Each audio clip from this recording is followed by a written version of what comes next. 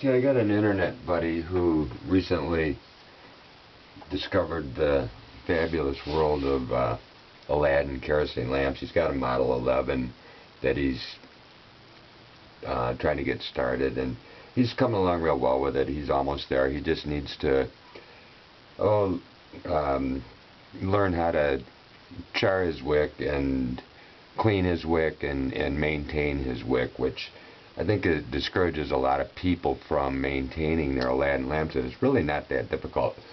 So this is a pretty new wick that I installed into this burner about 2 or 3 weeks ago.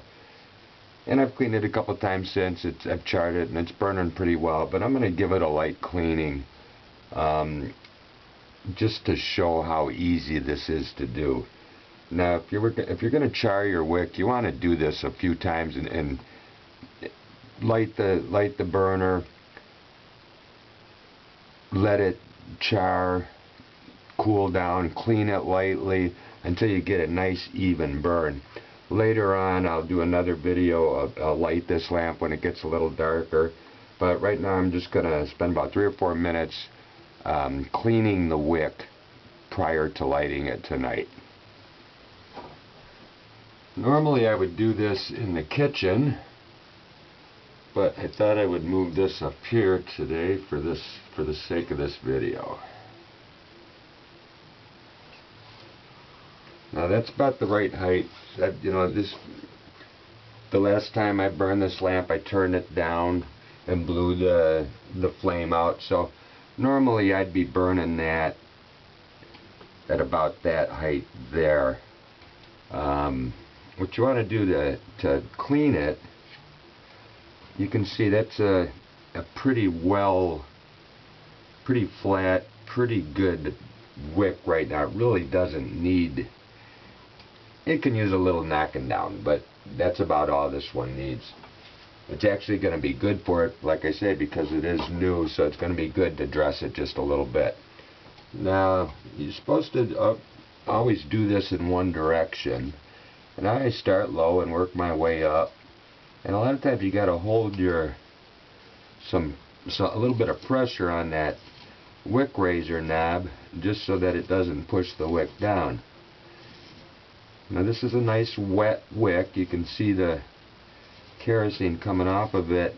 And again, I'm not going to try to cut much off of this because it's already in pretty good shape, and it is new, and it really isn't charred as much as I would like it to be. But this is good to just kind of dress it a little bit. A wick that's been used for a long time is going to be a lot more charred than this, and it's going to take a lot more cleaning than that did. Unfortunately, this wick is new and it's not really crumbling off of there like an older wick would.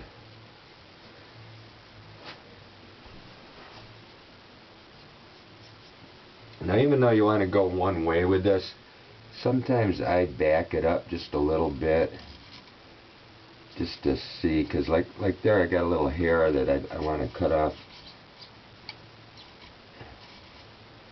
This wick really doesn't need to be cleaned. It needs to be charred more than anything. Now, I'm going to go ahead and light this wick.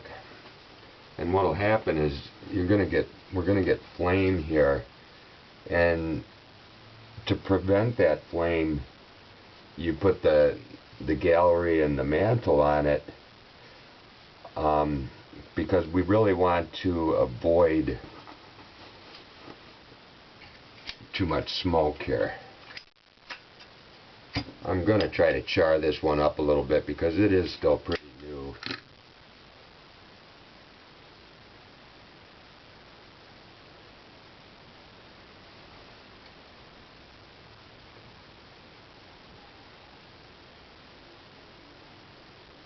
What I'm looking for is a nice even burn here. You see all the smoke coming off of that flame.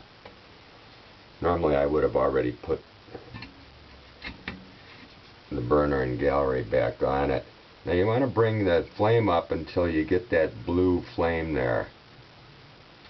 Now you can see those little yellow lines, that's because this wick really isn't charred properly yet. I'm going to burn this off just for a couple minutes and try. I was actually better dressed before I messed with it. I should have left it alone because it really had a nice dressing on it, and this is a good example of where my buddy Dave, my internet buddy Dave, is at with his wick. Is he needs to start leveling this flame off like I need to do to this one.